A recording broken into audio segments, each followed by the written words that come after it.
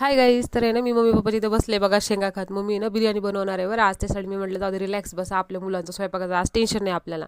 आणि माझा मुलगा आहे ना बघा म्हणजे थोडाफार गेम खेळतोय बरं. त्यानंतर मम्मीने ना मस्तपैकी कांदे हे कापले, मस्त बिर्याणीसाठी आहे ना तडका देत होती बरं, फ्राय करत होती. कांदा आहे, कांदा कांदा नाही का परतल्यानंतर मम्मीनं टोमॅटो कापला, टोमॅटो टाकला. त्यानंतर बरेच मसाले मम्मीने जे काढले होते मिक्सरमधनं ना ते टाकले बरं. मग मी नंतर आहे ना त्याच्यात खडा मसाला टाकला बरं, मी आणू ना.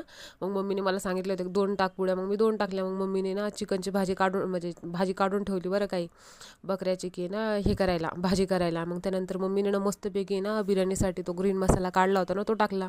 छान असा परतला बरं, एकदम येलो कलर म्हणजे एकदम छान असा गोल्डन कलर येईपर्यंत त्या मसाल्याला परतू दिलं. मग हळद टाकली बरं थोडीशी वरतून.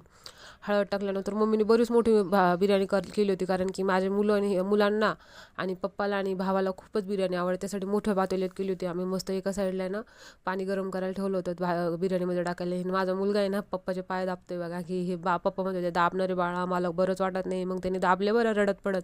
आणि मी व्हिडिओ काढताना पाहिलं ना मला चिडला. मग नंतर आहे ना फायनली मम्मीने पूर्ण फ्राय केल्यानंतर राशनच्या तांदळाची बिर्याणी बनवली आम्ही. आणि एकदम मस्त लागत होती, कारण मला तर खायला जमत नाही. आणि मम्मीने भाजी पण बनवली होती बघा एका साईडला मस्त. आणि माझा मुलगा कांदा कापतोय बिर्याणीसोबत खाण्यासाठी. आणि मला म्हणते बघ मी कांदा कापतोय. आणि मग मागे बघा किती मोठे भांडे पडलेले आहेत. मग मीच घासले बरं ते भांडे नंतर. त्यानंतर आहे ना यांनी मस्तपैकी जेवण केलं. मला काही बिर्याणी खायला जमत नाही, कारण की मी नॉनव्हेज खाणार नाही 5-6 महिने. त्यासाठी मी तर नव्हते त्यांच्या ग्रुपमध्ये. मग हे मस्तपैकी मिळून खात होते बरं गाईज. तर गाईज आपल्या व्हिडिओ आवडत असतील तर नक्की लाईक करा, कमेंट करा.